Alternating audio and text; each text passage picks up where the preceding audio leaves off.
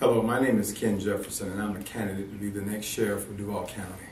I'm a lifelong resident of Duval County, been here all of my life, attended the public schools, graduating from Ribault High School in 1975.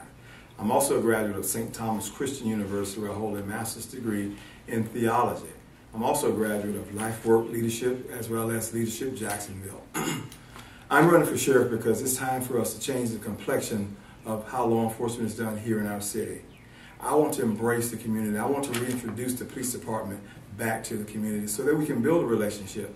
And by building that relationship, we will form a series of trust amongst the residents. Once we form that series of trust, then we can solve crimes together because we can do better together.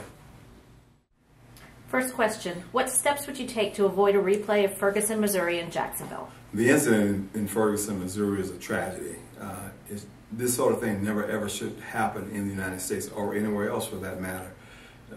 From all accounts, from the persons that have been interviewed, from the evidence that was collected, from the investigation that was done, it appears that an officer was serving and protecting his community when this incident happened.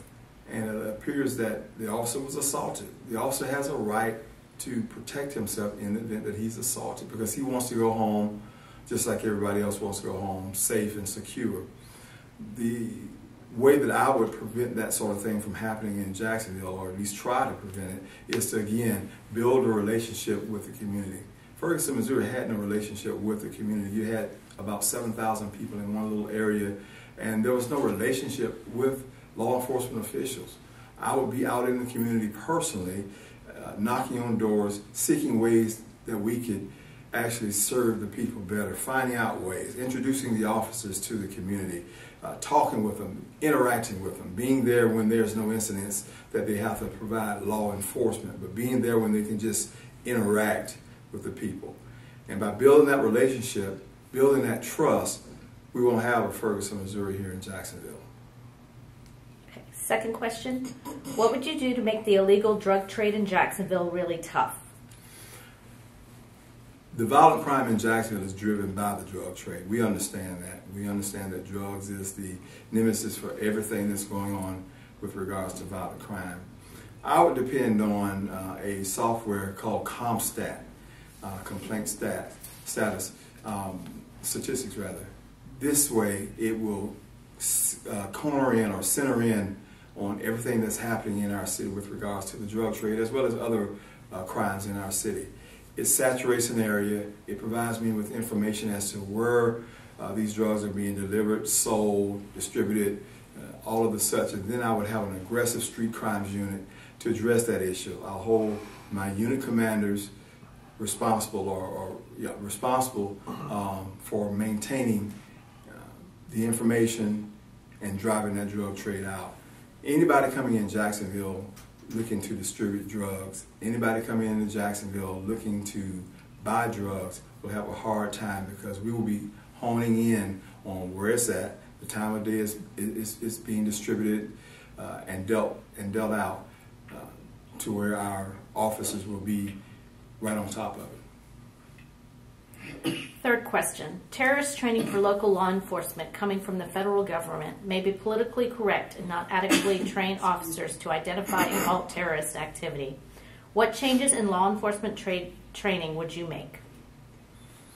I don't know about many changes, but we can certainly improve the training that's going on. The federal government as well as the Florida Department of Law Enforcement provides a lot of training of this sort to local law enforcement agencies. I look to embrace them and continue the training that we can do, that we're doing now with them, because acts of terrorism are real. We cannot take it lightly. We cannot sit back and say, oh, it'll never happen to us. I mean, we have a beautiful city. We have ports.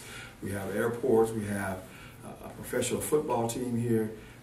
You know, this is the type of target that terrorists would want to rely on to try to wreak havoc in our city.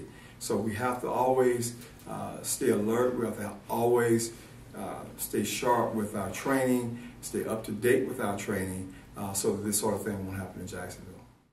Briefly describe what you propose that will provide additional protection for Jacksonville from acts of terrorism.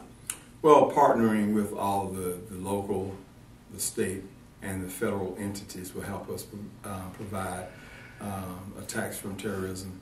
Again, being alert. You know,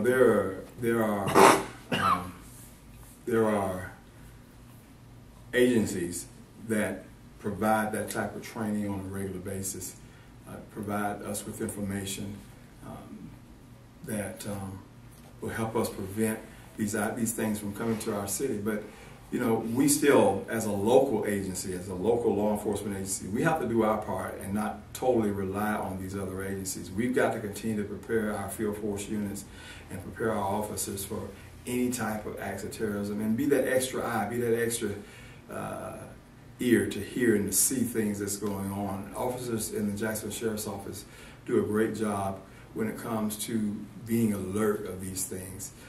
You know, we've got 5 bridges here. We've got, again, the stadium. We've got the ports. We've got all these places where these acts of terrorism could wreak havoc on our city, and we're going to have to just stay alert and vigilant with providing protection for the people of Jacksonville. Next question. What changes would you make in the Sheriff's Department and why? Well, there are some necessary changes that need to be made, such as the agency needs to be reorganized because it's slightly top-heavy, but you need to reorganize it from the top to the bottom to recognize the essential personnel that you need and the non-essential personnel that you need.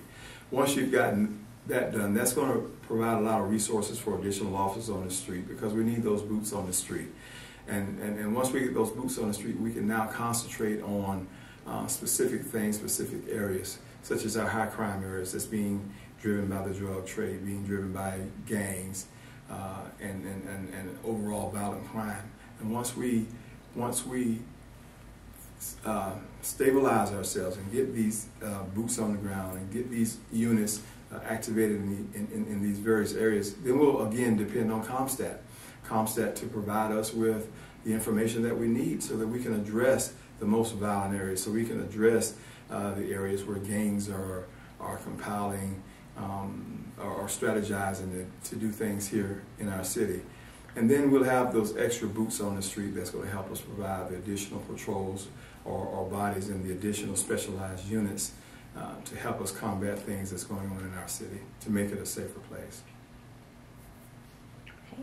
Final question. Would you enforce legislation or executive order to limit the Second Amendment or change existing procedures, and why?